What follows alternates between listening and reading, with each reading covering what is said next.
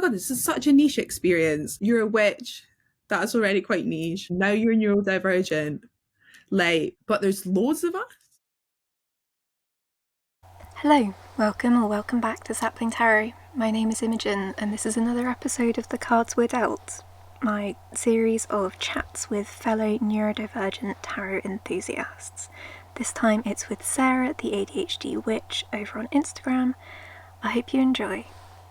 And would you like to introduce yourself? Yeah. Hi, I'm Sarah. I always describe myself as an eclectic witch, but I think really the label witch is fine without that. I live in Edinburgh. I've been dabbling in tarot maybe since I was about 16 or 17 and then taking it more seriously for about the past 5 years. Yeah, I've done a little bit of reading for other people here and there, but mostly just me. And I have ADHD and probably autism. So do you identify more with like the specific kind of ADHD and autism, or do you ever use neurodivergence as a way of explaining yourself? The way that I kind of view it towards me is like neurodivergent. Neurodivergent is like the queer, and then autistic and ADHD is like the bi. Yes. Yeah, I feel exactly the same. Both are accurate. Yeah. One is more specific. Yeah, absolutely. Yeah, I don't really feel any particular way. Yeah, that's fine. No, I feel exactly the same way and use the exact same example when explaining it to people. It's really funny. So which came first for you, tarot or your kind of understanding of you having kind of ADHD, etc.? I think they kind of happened like parallel, I feel like. The way that my ADHD is, everything's in the freaking box. Like, so I feel like that little discovery was happening, and then I was dabbling in tarot, but because of how quickly I like pick up and drop things, I don't think I gave this dabbling in tarot thing as much weight as I was giving the ADHD thing. I mean, also because that's like your entire existence upon this earth, so that makes sense. So yeah, kind of together. One was over here. We were just going like this. That's so fun that they were kind of happening at the same time. But yeah, I totally get the kind of giving the ADHD thing a little bit more brain space because, yeah, it's the lens that you see the world through. So that makes sense. I mean, arguably at this point, tarot is also a lens that I see the world through, but that's, yeah. So how did you get into tarot? I think I always was like mildly interested. Like I think I had a deck when I was like early teens that I never really like sat down and studied because I was too busy having ADHD and being a teenager and all that. But then I started to dabble in witchy stuff a bit more seriously in like 2018, I think. And then someone gifted me a deck. It's the one that I still use. The box is like fat. Oh, that's so lovely. It was a secondhand one, but yeah, that's the Rider-Waite Smith that I learnt with. Yeah, then I did lots of researching, and then there was a pandemic, so I had lots of time to do that. Then I did a course, and I really liked it. And then it became the lens through which I view the world. That is how it happens for a lot of people. But yeah, I think that's something's maybe been missing from some of the other interviews I've done, which is kind of like, yeah, I was kind of interested in witchcraft, and then there was a pandemic and I had a lot of free time. So all of my existing interests just kind of ballooned into how I spent my days. So you've already talked about how the ADHD and coming to tarot were sort of happening at the same time. Do you think they impacted each other? So, like, the fact that you were figuring out about ADHD, do you think they sort of interacted with each other? I think when I came to tarot, also, my memory is very bad. I think when the way that I was viewing tarot when I was first getting into it, it was very prescriptive and it was quite outward. It was quite like based on other people. Like I would sit and be like, I would like go to a cafe and like pretend to read for this random guy over there. I never really turned it inwards until a lot later, which seems silly now because wouldn't have that been really helpful? Didn't I have the tools to understand myself right before me? But I think now, as I've started looking at the autism side of things, because that maybe started like 2 years ago, because I was already like a lot better versed in the tarot. I've definitely used that, or like used it for that. Oh, that's cool. Does that feel helpful? Because I kind of can't imagine. I don't know. I have a bit of a funny relationship with like personal readings. I really like ebb and flow with it, and so like, does it? Yeah, how do feels like a really personal question. Like, how does that work? Does that feel good? Is it helping with the autism stuff? Yeah, I think so. Well, because it affirms what I think, Mm, which is, the tarot doesn't always do that, but when it does, you're like, thank thanks. you. Yeah. Yeah, so I think, yeah, and I think because I'm such a visual person and having like words in my head is weird, seeing the words in a picture, I'm able to process it a lot better. Yeah, that makes a lot of sense. Yeah, and I find it really, really useful for like emotional regulation. Like that's I think a big part of my neurodivergence is like emotions are just got a lot of water in my chart. Doesn't help. Like everything's always like this. And when I'm up here or when I'm down here, having something that anchors me to like a middle point Yeah. is really nice. Or like a perspective of like this is a moment in time. Mm. And look at that other moment where things weren't like this and then look, it's not going to be like this again soon. It's really, really helpful. Yeah, that makes a lot of sense from the emotional regulation, and also the idea that tarot is kind of inherently, that all the cards are inherently neutral, and then it's the context that will change sort of whether they're like positive or negative and stuff. And so yeah, I can see that being really helpful. I'm very airy in my chart, so my like also think like emotional range of a teaspoon. Or like I will be able to tell you how I feel about something in like 3 to 5 working weeks. It'll hit me like a bus, but in about 2 months' time. So it's not very good at dealing with things in the moment. Like that's where the autism is really heavy. I'll deal with it. Like I'll deal with the logistics of it, but I don't know how I feel about something until it's well past. So that's an interesting thing because I also use it for teasing out how I feel about something. And so they're kind of two sides of the same coin, and that's really interesting. I really like that. Oh, it's so useful. Do you think that your neurodivergence affects how you think tarot works? So kind of your belief in tarot and kind of your way of looking at it? I think yes and no. I don't know why it's particularly hitting me with this question, but I think this is not like a commentary on your questions, they're really good. But like in order to understand that, I would need to be able to like separate Mm. my neurodivergence and what isn't. Yeah. And I don't know if I'm so it must. Yeah, I suppose like when I was writing it, I was thinking about maybe, because I suppose that it's difficult because I wouldn't ever say that we should be like comparing ourselves to other people or like what is seen as kind of like typical or like normal. But I suppose there's a sense of maybe from what you know of yourself and your experience of ADHD, does that feel like it impacts your belief in it? Because I think some people can be very there's a full spectrum of what people think tarot is in terms of like whether it's purely psychological, purely kind of spirit led, and then there's everything kind of in between, and there's probably things that I don't know about and I haven't mentioned. And I think that like everyone falls at a different point on that kind of continuum, and some people move, and I'm constantly like kind of oscillating from one side to the other.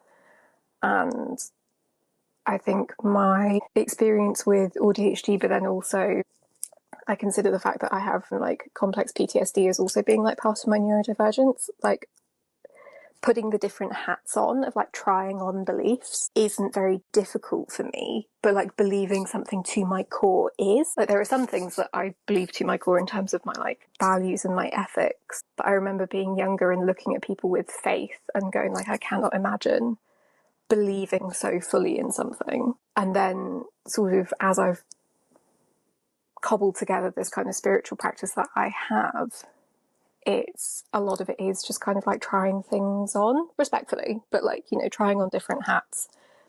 And that is something that I kind of attribute to the way my brain works, that I know is not something maybe that other people experience. So I guess it's that of kind of your way of navigating the world. Does that feel like it impacts your experience of belief? It's a really big question, in fairness. Like, it's really like kind of philosophical to kind of consider that kind of thing. No, I like it. And that was really helpful. I actually really, really relate to the like not believing things in my core. It's like the difference between knowing something and believing something, right? Like I know, I don't know if it's a thing of I want to know how everything works. And obviously we don't know how this works. We No. just know how it works. No, okay, I'm getting you. Yeah, you're right. You're right. I get what you're saying. Yeah, yeah, yeah. Yeah. It's fucking weird, isn't it? When you're just Yeah. like, wait, autism. Autism. I'm just meant to accept that this thing works because all the evidence is showing me that it works, but I don't know why, and I'm just meant to just be okay with that. But it's kind of fun. I kind of like it in that way of whenever you experience like a texture, so like poking jelly or something. Like, do you remember Lush used to have those big wobbly soap bar things that you could just go and like go into the shop and poke them? I hate it, but I still wanted to keep poking it, or like poking a bruise or something. You're just like, oh, it hurts when I do this, and you do that. I feel like that with spirituality of there's something inherently uncomfortable for me about believing something that I don't understand, and yet I keep doing it. It's fun, it's exciting, I keep poking the... And I think that's kind of the autism ADHD interaction of the ADHD is going, poke it, poke it, poke it, keep trying, see if it still works, and the autism's going, I don't understand, make it make sense. And it's just these two little gremlins having a jelly fight in my brain all the time. So yeah, that's kind of where that question comes from, is that, yeah, I think it has a lot to do with how I experience these things, but also my cultural upbringing of I wasn't brought up around really spiritual people.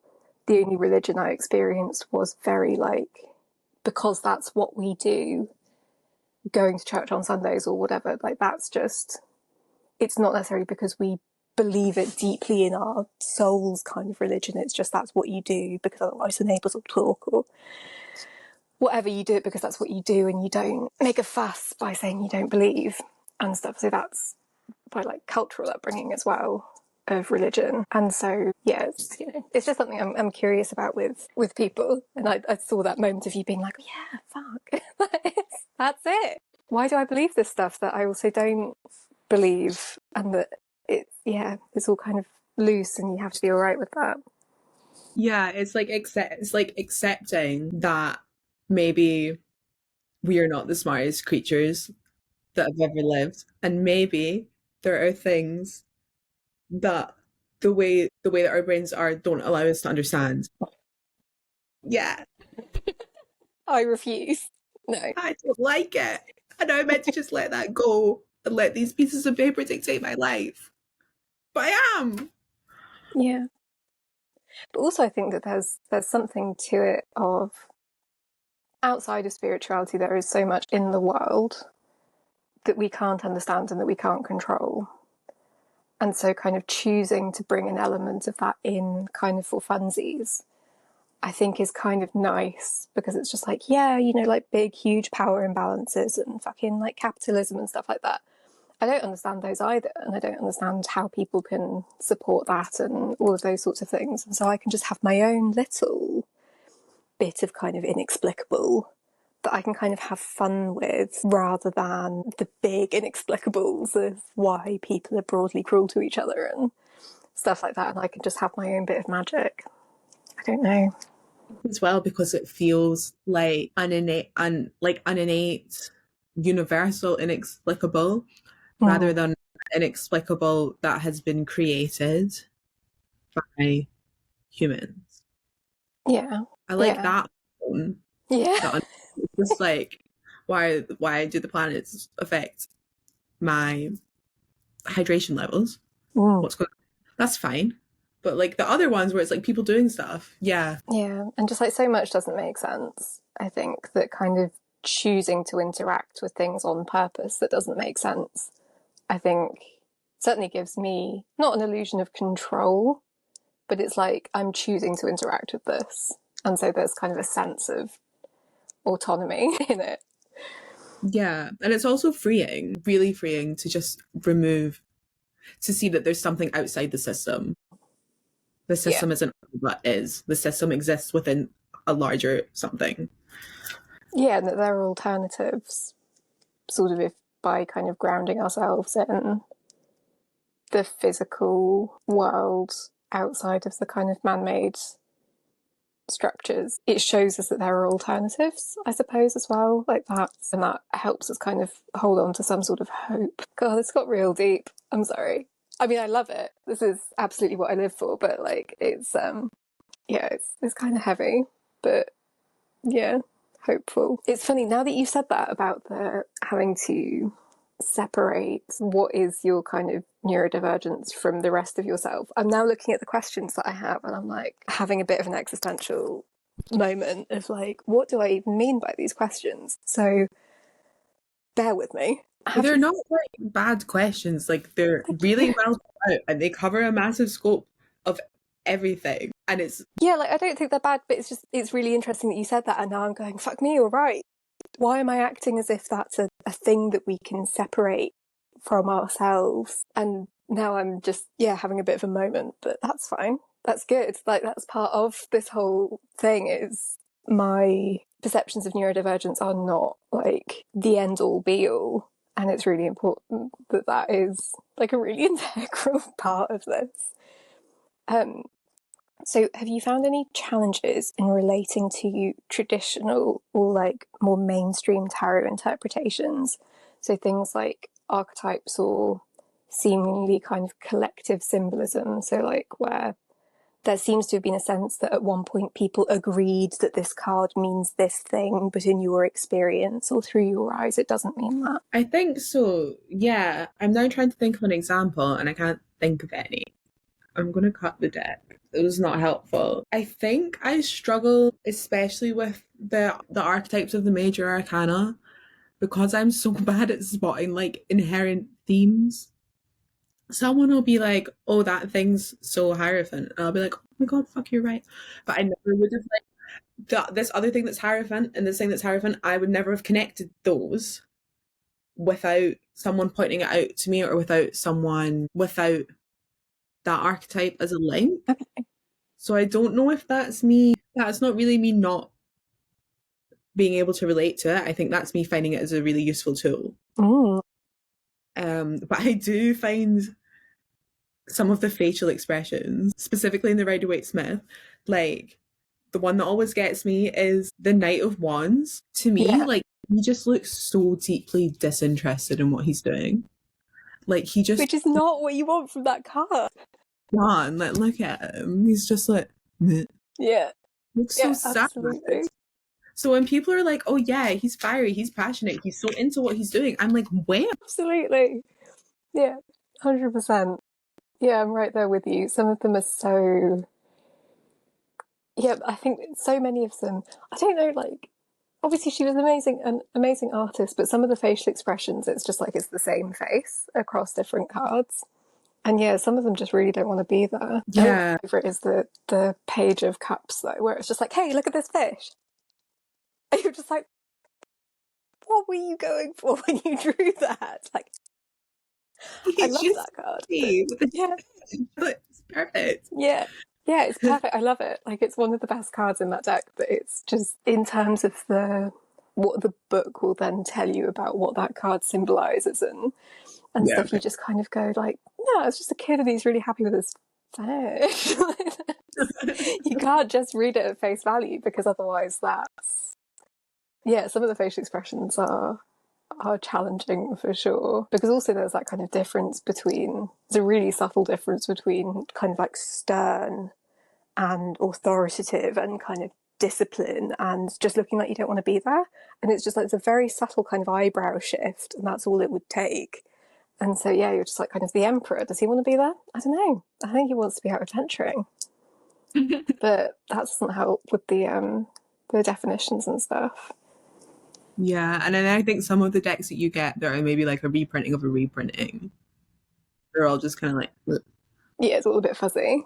Yeah, which I guess is nice. It's nice to be able to put your own stuff in it. And I do have, like, I do really notice the facial expressions change for me depending on my vibe and the reading. So that's quite nice. Yeah. Or like ones where no one has a face, like the Somnium. Yeah. It's so beautiful. And I've been eyeing it up for ages, but I'm like, am I going to use this without faces? Yeah, I don't think it's for me. I also think it's really, really beautiful. And I know a few people who it's like one of their favourite decks, and because they struggle with like people looking at them in the tarot or in a tarot reading. And I'm like, I also like, I think photography decks I find quite challenging because it feels too like hyper specific, whereas an illustration could be kind of anywhere, whereas but yeah, I know what you mean is the not having the faces. I also find it chilling. Like, I find that deck so It's so intense. beautifully creepy, but I don't know if I could read with it. They're also upsetting. Like, the sun from that deck is like brutal. I'm like, this. There's the tower as well that is like one of the most upsetting images I've ever seen in art. Like, I'm like, that's just harrowing. That's so bleak. But yeah, I struggled to pull the sun to mind. But yeah, just the whole deck is like, it's beautiful and like what a creation. But I don't think I could read with it because yeah, the human element is helpful to me. I used to think that about animal decks, but I couldn't read with animal decks because I needed the person thing, and I'm a bit better with them now, but I'm still really picky. What's the one that you've been using for your like? What's one you use for like your tarot advent? That was gorgeous. That was all animals, wasn't it? The Heartwood Tarot. So that's a British kind of artist duo called Three Trees Tarot, and they do really great animal decks. There's so much kind of character in the animals without them being overly sort of fairy tale anthropomorphized. And also they're all native animals. So like I know them all, which helps because sometimes I see like, I don't know, North American decks and I'm like kind of, oh, that's really cute, but like I don't know any of you. Yeah. Whereas you want to go and research that type of bird because it's not a cool bird. yeah, exactly. It's really distracting. Big all over here. Yeah, and then it's like I don't have any point of reference. Whereas like I grew up on, I don't know, kind of British woodland forests, story time type things. So like I have an idea of what I think of a fox or a badger or a like the birds that are in that deck. They're all birds that I see like out my window and things. So it's I have a sense of those animals better than I do ones that I've like never come into contact with. But yeah, I thought I couldn't do animal decks because of the facial expression thing. But I'm just really specific, it turns out, which is no bad thing when there's so many beautiful tarot decks out there. It's no bad thing to be specific. Yeah. I think being picky has got its benefits. Yeah. The wallets, definitely. Yeah, it saves money. It saves money, 100%. So again, we've come back to one of these questions about your neurodivergence. Do you think it impacts your intuition or your sense of intuition? I ask this because I know a few autistic people in particular, but neurodivergent people more broadly who either feel like they don't have an intuition or because of their experience maybe with like mental health care have been taught not to trust their intuition. So do you have any sense of that? I think I really like this question. I think it's interesting because to me, like a lot of the autistic people that I know very well, are like highly, highly intuitive, but you're right, a lot of them do not trust that. And I think that my ADHD sometimes because it really encourages me to like run with my first thought. So that's really nice. Like I think it really affects the way that I read as well. Like if I'm reading for someone or for me, like I'll pull loads and loads and loads of cards and I'll read them all really quickly and I'll be like, this is more. Whereas, you know, like some readers will sit, they'll do like a Celtic cross spread and they'll sit with someone for like 45 minutes with that spread. Like, once I've got the information that I've got out of the cards by like looking at them, like it's gone. Like, that's it. Like, I think that definitely, yeah, that it definitely impacts the way that I read a lot. I think where I struggle to trust my intuition is because, and I know this is a super common experience for all sorts of neurodivergent people, is that because we have been raised in a society that is not meant for us, a lot of us have quite severe anxiety, and the separation of anxiety and intuition is really difficult, really difficult. And then I think also, not to get a bit intense here, but the negative confirmation bias when you've thought that something bad might happen and then it happens and you're like, I knew that that was going to happen because I am so intuitive, when actually it's just like you always think that bad things are going to happen and sometimes they do. That's yeah. But sometimes you're right, you know, like sometimes it is. And but I suppose that is the double-edged nature of that, is that, you know, if you always think the bad thing's going to happen, sometimes you're going to be right, and then you're going to feel validated in that. But But I yeah, always think the good thing's going to happen. You'll sometimes be right. yeah, that's true. It's like my personal thing. It's like I refuse to believe in bad luck. I simply refuse. Nothing is bad luck. Everything is good luck. Whichever palm is itchy is the one that means you're going to get money. I don't believe that one of them means you're going to lose money. It's mostly because the one of the weird silver linings of having a bit of a shit memory is that I can never remember which way round it's supposed to be. So it always means I'm going to get money. It always means like anything is always good luck. So yeah, that is challenging with the kind of the anxiety thing. And if you have had lived experience of things going badly as well, then thinking that like tarot and these things, that can be where it gets a bit dicey with the self-fulfilling prophecy element as well, of if you're waiting for the bad thing to happen, then does that make it more likely to happen? Yeah. But I also think it's nice. Like, someone asked me this recently. She was like, "Oh, like I want to get into tarot, but I don't want to, you know, some people when they start out, they'll like pull a card in the morning every day." And she's like, "Well, if I pull a bad card, then I'm going to be in a bad mood because my day's going to go shit." And I try and see it as like, maybe my day's going to be shit, but look, now I've got a little bit of insight. I've got a little bit of, like, I know that's likely to happen. And if it's Mm. cool, but I would rather know, hey, these are the things that might come up. And I think we also need to remember that like our fate isn't fixed and the cards are not telling us what is going to happen. The cards are telling us one version of things that might unfold if Yeah, we continue on a path that we are on. yeah, that's my view on it as well. Is that it's like it's not the future; it's a future. Yeah. And yeah, it's challenging because, like, I mean, for one thing, my brain could never do a daily practice. But yeah, like, if you were just pulling one card and it was, I don't know, the Ten of Swords, then I'd probably just be like, I don't know, I'll go back to bed. That's probably what that card's telling me to do. But yeah, no, that is challenging. And yeah, that idea of intuition and feeling like you're really highly tuned to kind of messages and energies and things, and when can that tip over into being kind of limiting and something that's kind of weighing you down rather than giving you extra information. Yeah. I don't know, that reminds me of like when I was a teenager. I remember thinking that like the example was just like, if someone cheated on me, I'd always want to know.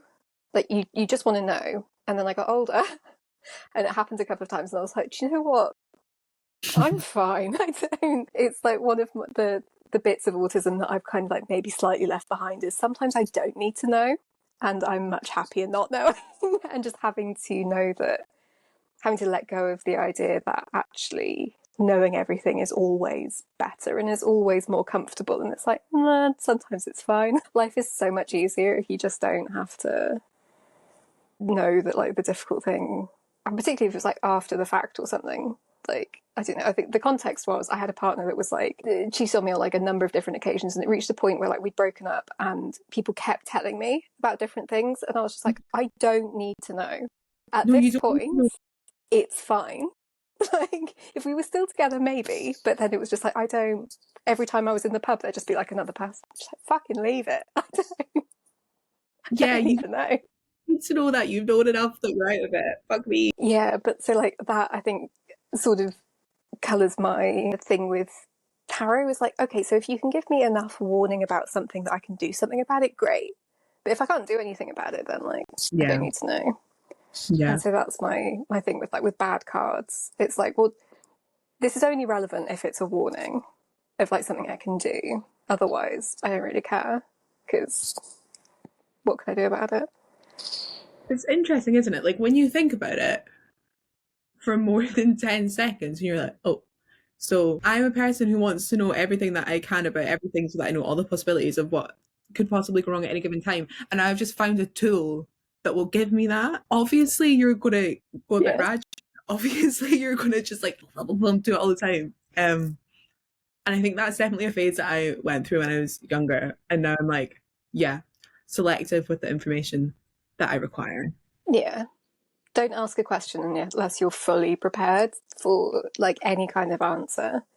And like you only want to know the answer, because if you actually don't want to know, then the cards are going to sense it and they're going to tell you in the bluntest way possible Yeah. exactly what you don't want to hear. And that is just how it works.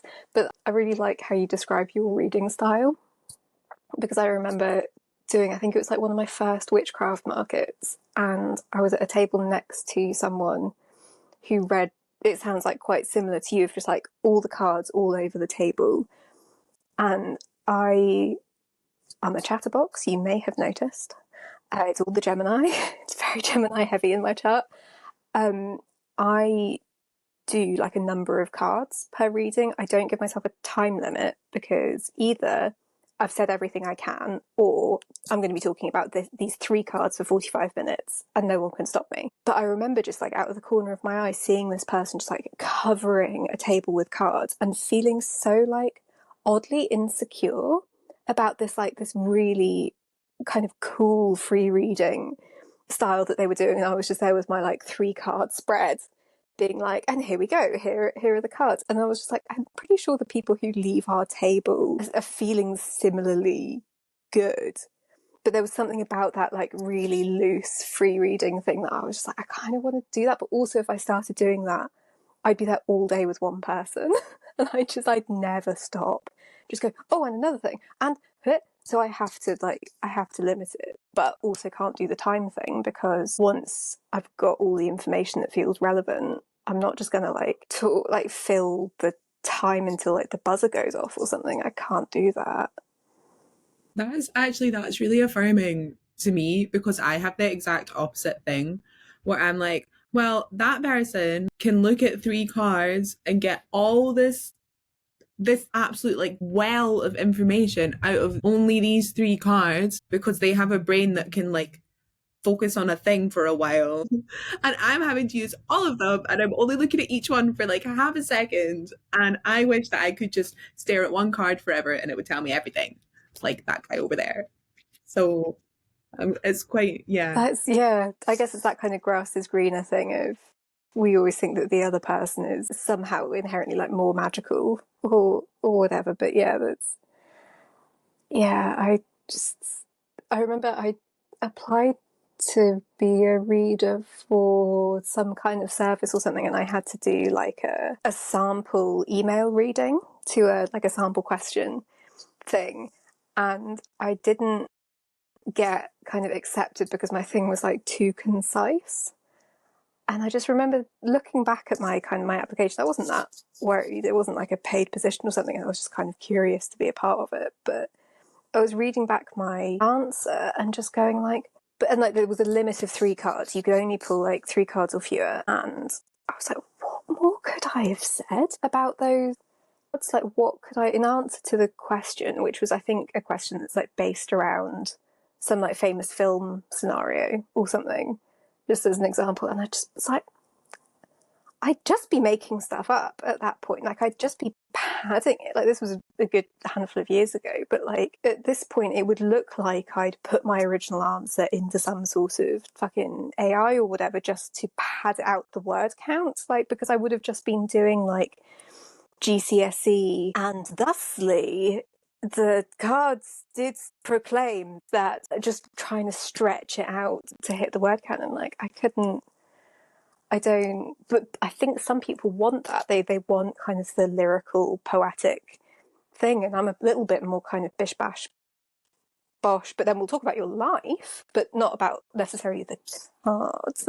That's, but yeah, that's fun that we both have like the, oh, I wish I could do that more, and I wish I could do, but it's like we just have different like styles of reading, and that's also why I get readings from other tarot readers, is because I like seeing how other people work and what they get from cards, and I think that's really cool. And it's never a case of right or wrong, but it's just different, and that's fun to me.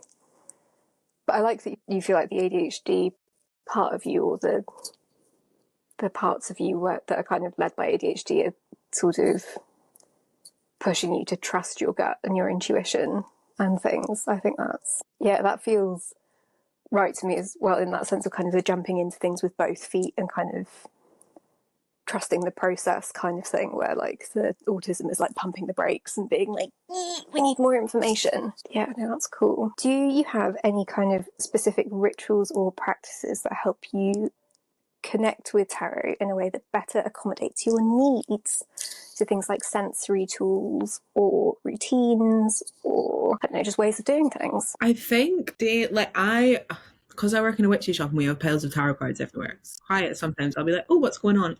And like when I'm doing that, no. Or if like quickly grabbing something and being like, oh, I want a bit of clarity on this. Okay. I'm doing like the ADHD skimming thing. But particularly if I'm trying to do like, I'm not done my 2025 reading yet because I want to do it in ritual and I want to do it like properly and really like focus. So I've been putting that off. Yeah, me too. It'll happen at some point. It's like, who needs to know what's going to happen? It'll be fine. But yeah, I guess it's just the same as like what I would do for any spell work. I'm really specific about lighting and I'm really specific about smells and grounding as well. Like 90% of my practice is just like grounding. I think the big one for me is like my environment. I want it to be dark. I want atmospheric lighting. I have tinnitus as well, which is really unfortunate with the ADHD autism. So I would like to have ambient music on. But then I'm also a musician, so I need the music to not be like too complex that I start thinking about the music theory of the music. I'm quite specific with that. And then get a nice candle on. That's lovely. What kind of smells do you go for? I'm always really excited when someone else mentions that like smell and scent are like important to them. Well, I'm glad you have. So all the stuff that I use just in my life, but also for witchcraft, it's all like Black Moon Botanica stuff.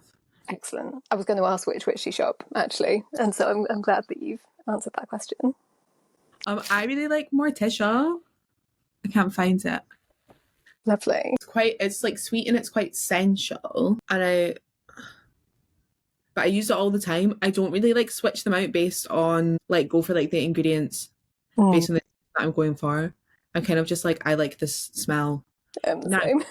But then that's quite nice because you go through like big phases with a scent, you form such an attachment, like an association between a period of time and a scent. And I actually think that that's quite good for my recall. Yeah, definitely. That's a good psychology strategy for sure. Yeah, it's not on purpose. Like I'm not. It is good. Right. Yeah, or I like foresty ones too. Yeah, foresty ones are my main go-to. I'm the same. Like I don't, in terms of like scented candles and things, I'm like so fussy that it's like I have like my handful that I really like. And even if something else would magically be more appropriate, I suppose. Also, I just really love like just plain beeswax. We have a beekeeper inexplicably down the road that we've become quite good friends with. And so he just like gave me a bubble wrap bag full of candles the other day, and I've just been sitting, not even with them lit, just kind of huffing them while I've been working, just breathing them in, like awful noises and just all the sniffing and stuff, but they're amazing. That kind of like slightly kind of eucalyptusy, there's like a mentholy thing happening for some reason, but it's just like, I know the bees that made these, and that's really exciting. That is so cool. I sent a Christmas card to him and his bees.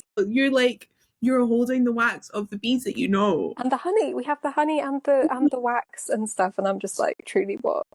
Even if a coloured candle or a particularly scented candle would be more kind of appropriate for whatever reason, nothing is going to be more appropriate to me than the ones from the bees that, you know, probably like feed on the plants in my garden as well, because they're just like only a little bit down the road. And so it's, but yeah, I need to try some of the wax melts from Black Moon Botanica though. There's They idea always, connected to them. there's so many good. I think that's it. Of when I've been in, it's like I've been kind of overwhelmed by choice maybe, but I need to just go for it. Come in, we'll sort you out. Yeah. Well, just do it by intention, and then if you don't like it, then like you can use that as a guide if you're trying to pick between like you that you really like, then use your intention to like narrow it down. That's cool. Is that good? Oh, I love witches. Everyone needs a witch in like every small business, like particularly anything with like a selection of things, is you need witches to help you choose. It's the best. Also, the Edinburgh witchy community, so many babes in one sitting. It's great. Unbelievable. Gorgeous. Do you have any sensory preferences when it comes to tarot deck? I think I'm not a fan of like the matte. It feels like sweaty, or like it would get sweaty. And I don't like, I'm quite particular about how they like slide off of each other. That feels feeds into the matte thing, but I think I'm a lot fussier about the artwork. Yeah, that's sensible. I think I'm always interested if there are particular things. I'm the same with the matte cardstock. Like that was such a vogue for a couple of years, and I'm kind of glad that it's ebbing away now, because the way it kind of clumps up and they don't properly slide off each other, you're like, what how am I supposed to shuffle this properly? Yeah, I'm not into it. I don't like when they don't have a border either. I don't know why. Yeah, that's interesting. I enjoy a border. I think from a visual processing standpoint, having the border kind of helps separate the cards rather than everything kind of all running into each other. And some people, that's helpful for if they struggle to read things cohesively as like a spread or cards together. But for other people, it helps to have the sort of delineation between them to keep things a little bit more separate. Yeah, I quite like a border. I suppose some of my favourite decks don't have borders, but I know some people that just like immediately chop the borders off like any deck they have, and I'm not really like that.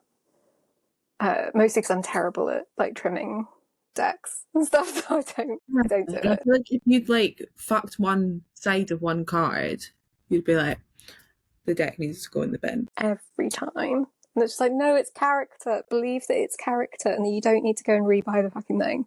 It's fine.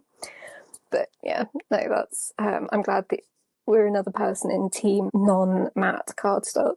What do you wish someone had told you when you first realised you had ADHD? I think it's so overwhelming to have this realisation about yourself and how this thing that you didn't know about has impacted every aspect of everything that's happened in your entire life up to that point. Like, that is huge, and it's so scary. Will continue. Yes. Forever. And it will never end. Yeah. And also the way that you feel about it will never settle, I don't think. I think it's always gonna, and you're always gonna be like finding new aspects of it. But to me, like, it's just having this information about myself is such a gift, to live in a world, and I know we've got a really long way to go, but to be here and present at a point where we can talk about this, and where I have been given the tools to process how my brain functions. Like, that doesn't, on the grand scheme of everyone who's ever lived and everyone who's ever been neurodivergent, that's not happened to very many people. No. And they were all just like /r just out there having a shit time and not knowing why and not understanding and thinking that it's them. Yeah, And I thinking think, there's something wrong with them yeah, and that they are bad people.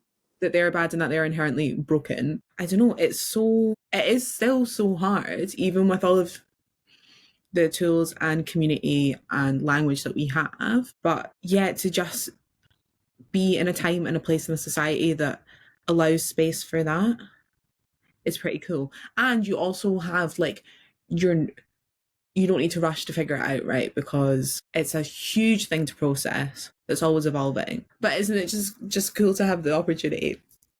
Yeah, no, I'm so with you on that, that it is like it's weird and it's hard. And I think there can be a lot of grief around realizing, particularly if you're an adult, when you figure it out, you're just like, my childhood, things could have been so different. And then also the grief of essentially nothing I do will stop this from being difficult. This is going to be difficult kind of forever, and I sort of just have to deal with that. All of that being said, once you know, you can find ways to adapt your life. And like you say, you can find community, and we have so much more information and language now to build our lives in a way that works for our kind of neurotypes better. You know, we can live and work in kind of witchy community with fellow oddballs, and that's a life, and it's a fucking beautiful life to have that wouldn't have been really open to us for like, you know, unless we go all the way back. Like that's not something that's been open to people, and you know, isn't open to people around the world still now. You know, the fact that we both live in Scotland, where people are like kind of, oh yeah, she's a witch, and sure, of course, oh, do you know the witchy shop, they sell great candles, kind of thing. Like it's not really much of a thing, even compared to like some of the people that, you know, it's less weird here than it was in England. It wasn't very weird in England. And then, you know, I talk to people in America or something, and they're just like, yeah, I can't talk to people about being a witch. And I'm like, oh yeah, of course you can't. It's weird. And yet in Scotland, here we are. Yeah, and I think it's really easy to forget that. Yeah. And I think especially when you're really involved in the community, like when I was starting out and I was just like, I just have all these urges to do all this stuff and be in within the earth and all of that. Like it is an odd thing to talk about. And then when you're suddenly, we talk about this in the shop all the time because obviously we have people coming in who are like not in the community that are interested, and it's like so easy to forget how lucky we are to be able to openly discuss all of this. Yeah. Just like so many of my friends are witches, to the point where I forget that not everyone is. And it's like, you know, it was the same, I suppose, with being like openly queer and stuff. And like, I don't think I have very, very few totally like cis het friends or like people in my life. And so I kind of forget they exist. And so it's like, I'm the same with witchy people. I'm just like, oh, you don't believe in like land spirits and stuff. How weird for you. Weird. Yeah, I've got this little like grounding papa guy that I made, and I just like had him at work, just like on the desk. And whoever I was working with was like, "Isn't this just great that you could just have that?" And everyone's like, "Oh yeah, it's Sarah's grounding papa." Like, Yeah, of course it is. What else would it be? Yeah, I've got like a rune crystal or something, and I like fiddle with it, and I've got like prayer beads essentially in my hands now. And I think all the time about how lucky I am that the people that I'm having conversations with wouldn't give it a single thought that that's what I'm using essentially as like a stim toy, like a thing to focus. Is I'm just sitting here with my prayer beads and or like sitting there with my crystal, and it's totally fine. And yeah, that's what a time to be alive, and what a place to live in where this is so normal. And like people aren't aggressive or weird about it.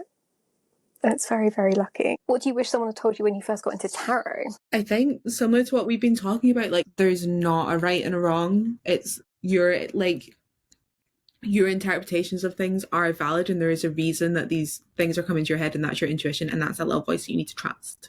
Even if like this book over here this influencer or this website or whatever isn't is contradicting that. Like it's so important to go with your gut. Yeah, yeah, I agree. And I think it can help you kind of strengthen your relationship with your intuition as well, like learning to listen to that.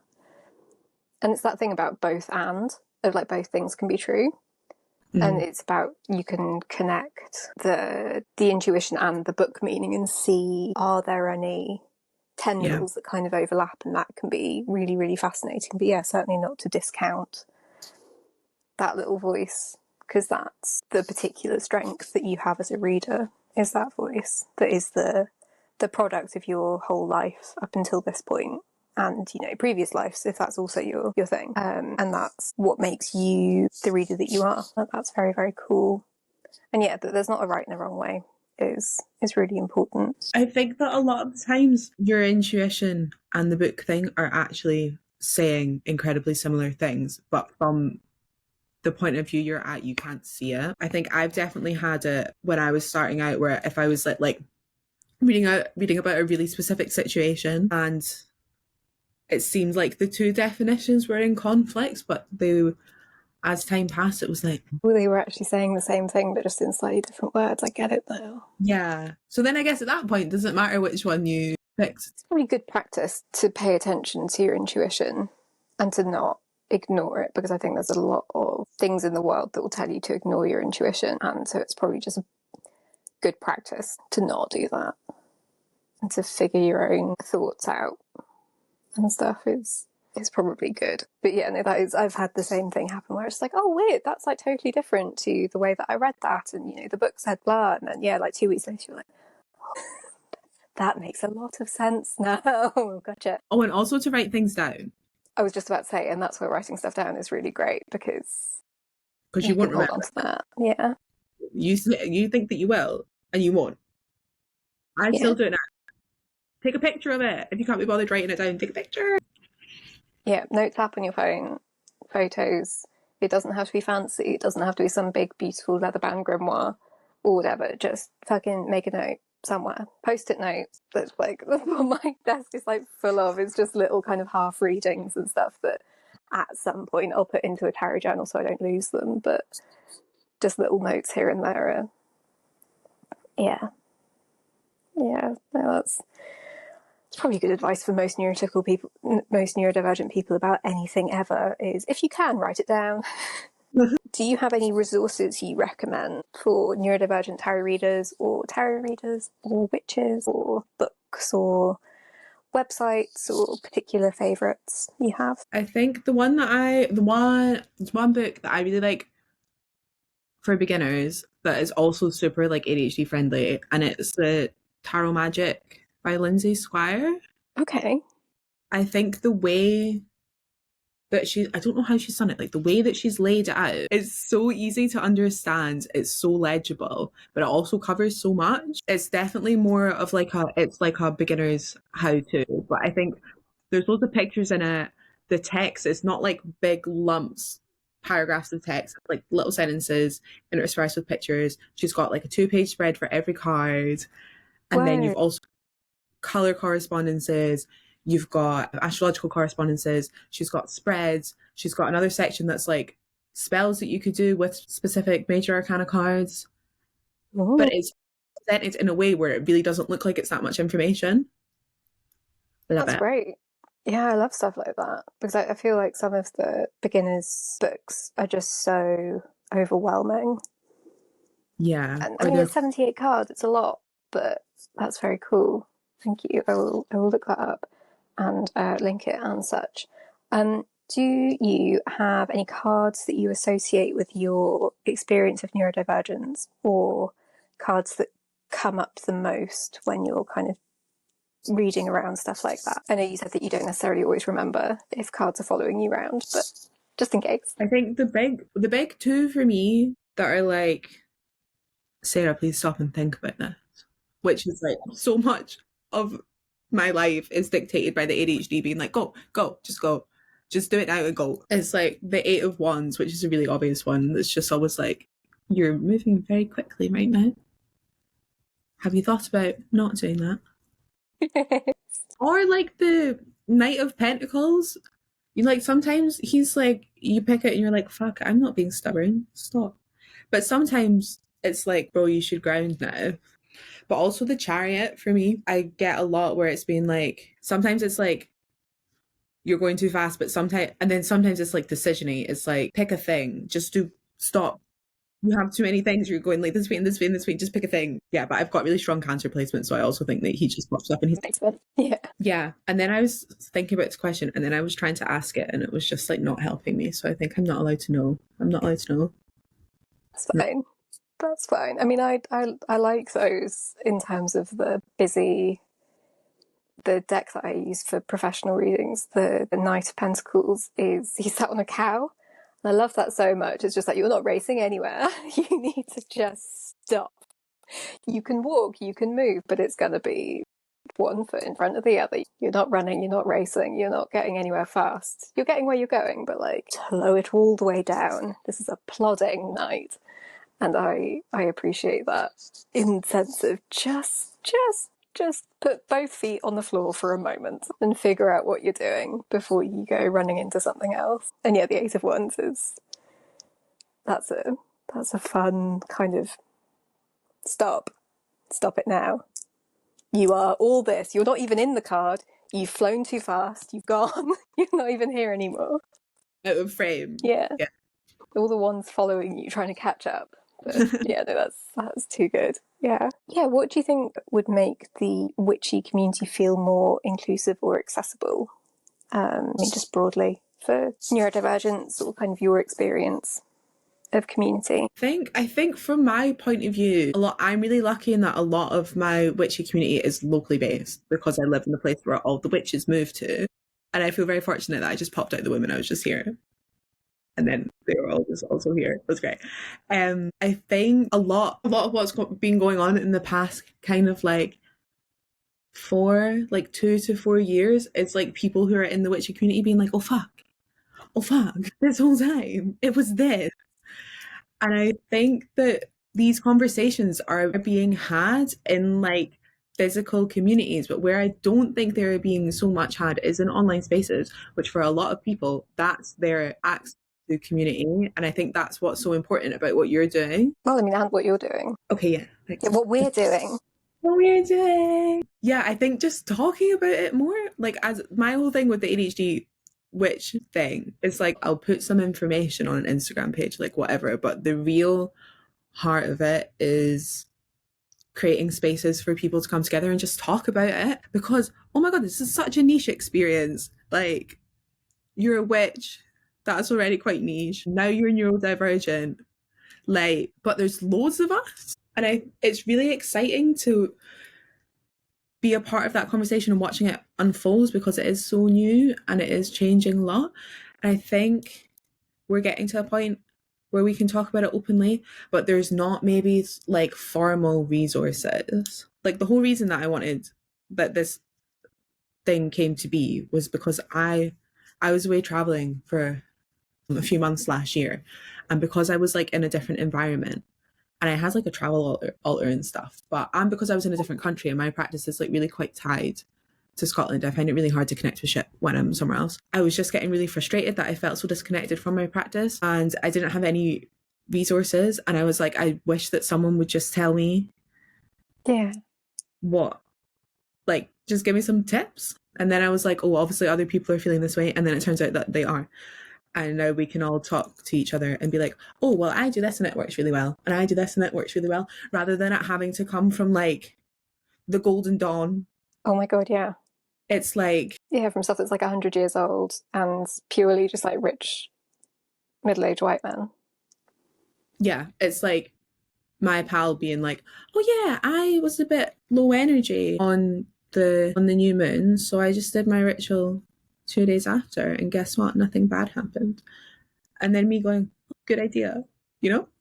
Yeah, absolutely. I remember there's someone talking about specifically with that, the idea of the new moon being like relevant for the whole moon cycle. It's like the birth chart. So if you look at the new moon on an astrological chart, it's essentially like the natal chart of that moon. the whole moon cycle, and so you can do your new moon ritual kind of whenever you like, and I try and keep it to like the first half, so before it reaches the full moon, but up until that point it's all new moon, baby. It's You've got cool. 2 weeks. I want to make like a, it's been an idea in my head for ages, but obviously I've never actually done it. Is I want to make like a calendar. I want to collate like different, how to explain this? I want to create like a really laid out, easy to read, well laid out calendar that's got like all the different dates that people use to calculate the Sabbats. Cool, yeah. So then if you're like, fuck, I missed Mabon or I had something on that day because we live in a society, you can even, it's not like you would then have to pick a different one, like a different, oh, but this person does it like the new moon following the equinox or whatever. But just knowing that it doesn't have to be one specific date and that different people and cultures and circumstances, like, Yeah, it just gives you permission, doesn't it? yeah, that's what I'm trying to say. Thank you. But it's, I think that's a really great idea, because I think once you're comfortable and kind of confident enough with your own thing, then you can give yourself permission to be like, well, I was busy, or I was tired, or I forgot, or whatever it was. And then you kind of go, so what am I aiming for? What would make sense as an alternative? But until you get to that point, I think having that kind of list of, here are all the different kind of dates it could be and the different ways that people create it and figure those out, then that gives you some options and gives you that permission. And I think that's a really lovely idea, because yeah, I think there are a lot of people giving themselves a hard time for missing things that they're not arbitrary, but if you are taking them and using them as a stick to hit yourself with, then they might as well be, because then you're kind of losing the point. And I think that if you are neurodivergent, especially if you're autistic, there is such an urge to do that. And I think going back to the thing of like, we then want proof, we need to have like physical evidence that it's okay to not do that, because the thought of it, me having the thought of it might not be like enough. Yeah. Not hold enough weight, but if I've got the thought of it and other people are also doing similar things, then it's like, oh, it's fine. Can be part of the late new moon club as well. Yeah. Just, perpetually running a couple of days behind schedule. That's totally fine. No, that's cool. I think that's a really great idea to put all of those things together. Yeah, I'm just thinking about how that would work. But that's distracting me, and I'm thinking about how that would work in terms of a calendar. Yeah, that's very cool. I really, really like what you're doing and the way you're approaching what you're doing, and the idea of in-person and online community and threading those conversations together. So like the kind of conversations that you have with, the people you work with and the people in your like IRL life, and then going and putting it online so that people that don't have in-person witchy community can benefit from that kind of conversation, I think is really, really powerful. Thank you so much for doing this. I will put all of your... And that was Sarah the ADHD witch. I absolutely loved this conversation, and I've loved listening to it again during editing. I hope you enjoyed it too. I hope you're taking really good care of yourself. I hope you're doing alright, all things considered, and I will catch you in the next one. Bye!